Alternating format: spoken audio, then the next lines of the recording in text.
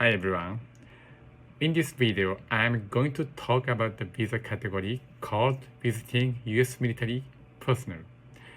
This visa is for people who are planning to visit the US service member or their spouse stationed at the US military base in Japan. For example, your boyfriend or girlfriend is currently serving at the base in Japan. This is a visa you would apply for. It's considered a short-term visa, so the maximum stay allowed is 90 days. Please remember that extensions are not allowed, and you are not permitted to work while in Japan on this visa. Let's go over the documents you'll need to prepare in the Philippines first. You need your passport and a completed visa application form with a photo attached.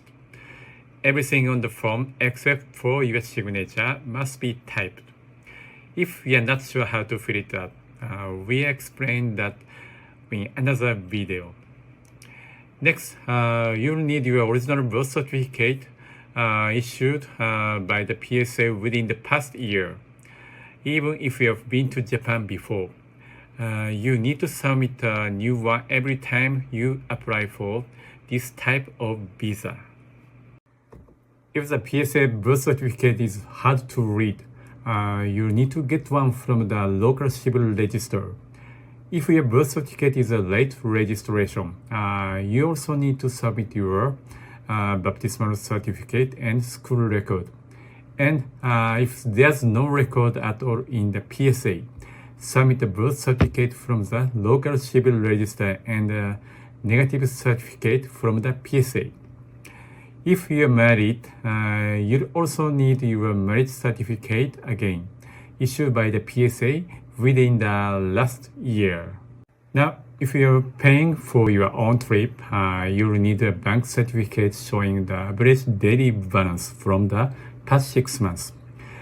Certificate from digital banks are also accepted. You'll also need your income tax return and a certificate of employment. Now, let's talk about the documents needed from the Japan side. One of the most important is the letter explaining why you are being invited. Be as detailed as possible about why the person is inviting you and what your relationship is.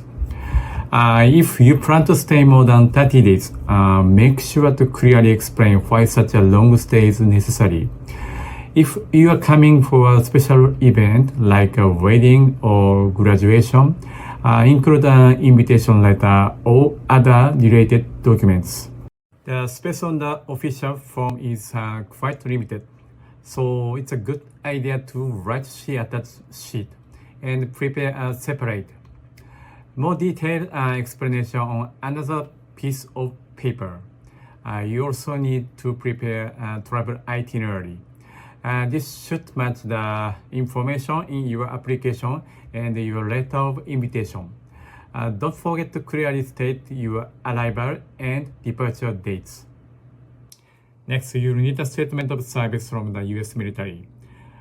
This proves that the person inviting you is currently serving in the military. If possible, include the certifier's email address.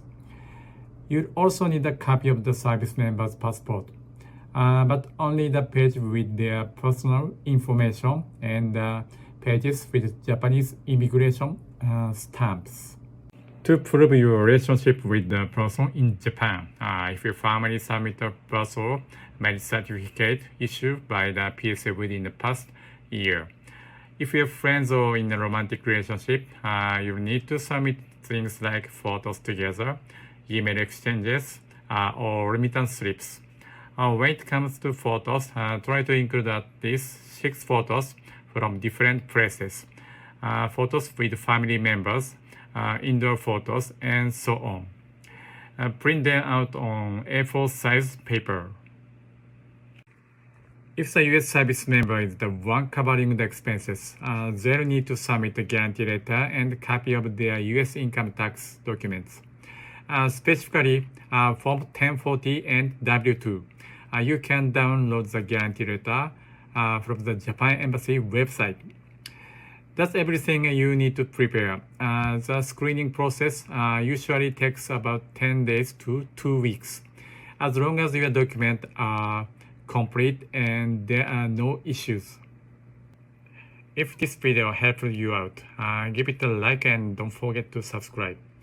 If you have any questions, just drop them in the comments. We'll see you in the next video.